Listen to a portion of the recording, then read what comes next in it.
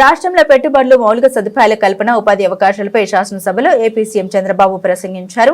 కూటమి ప్రభుత్వం అధికారంలోకి వచ్చిన కేవలం 15 నెలల కాలంలోనే రాష్ట్రంలోని వివిధ రంగాల్లో మొత్తం 4,71,574 మందికి ఉద్యోగాలు కల్పించినట్లు వివరించారు. మెగా డిఎస్సీ ద్వారా 15,941 మంది ఉపాధ్యాయుల్ని, ప్రభుత్వంలోని ఇతర శాఖల్లో 9,093 మందిని, పోలీసు విభాగంలో 6,100 మందిని నియమించినట్టు తెలిపారు. వీరితో పాటు స్కిల్ డెవలప్మెంట్, జాబ్ మేళాల ద్వారా 92,149 మందికి వర్క్ ఫ్రం హోం అవకాశాల ద్వారా మరో 5,500 మందికి ఉపాధి లభించిందన్నారు.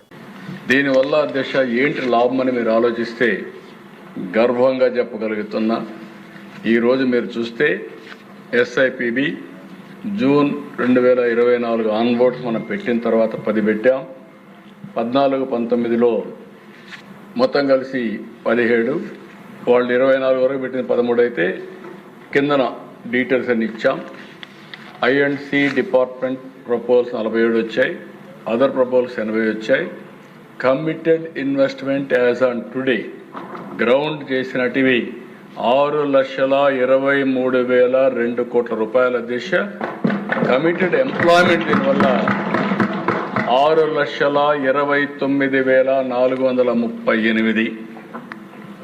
14-19 తెలుగుదేశం హయాంలో మీరు చూస్తే ఆ రోజు 17 ఎస్ఐపిబి మీటింగ్లు, I&C department proposals 87, other proposals 35. Committed అప్పట్లో 2,55,910 కోట్ల రూపాయలు పెట్టుబడులు వచ్చాయి. కమిటెడ్ ఎంప్లాయ్మెంట్ 3,28,213 అప్పుడు ఎంప్లాయ్మెంట్ వచ్చింది.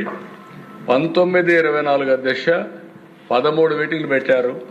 42 ప్రపోజల్స్ I&C డిపార్ట్మెంట్ వచ్చాయి, అదర్ ప్రపోజల్స్ 58 వచ్చి 2,44,597, 2,04,389 కోట్లు అప్పుడు ఇన్వెస్ట్మెంట్ వచ్చింది.